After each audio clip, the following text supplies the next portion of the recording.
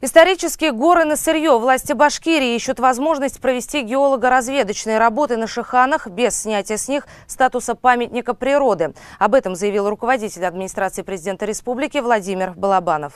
Сайт Башинформ процитировал выступление высокопоставленного чиновника на пресс-конференции ОАО «Сода», где Владимир Балабанов сообщил, что сегодня правительство рассматривает два источника сырья для завода. Это Шиханы Юрактау и Таратау или Каранское месторождение. По поводу разработки есть два варианта, которые будут отрабатываться в юридической части. Если окажется возможным провести геологоразведку гор без снятия статуса, мы эту возможность используем. Это лучший вариант, но без снятия статуса памятника с гор это будет сделать сложно.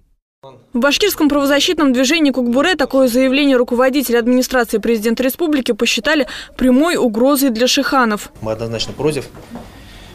Считаем, что Хамитов сам как в прошлом эколог и сам когда-то говорил в прошлом году, что не вариант разработка горы, не подастся на слова некоторых чиновников, и также бизнес-кругов и олигархов.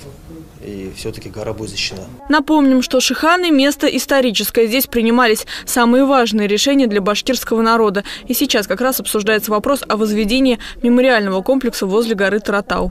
Алена Заворотня, Азамат Ураксин, РЕН-ТВ, Уфа.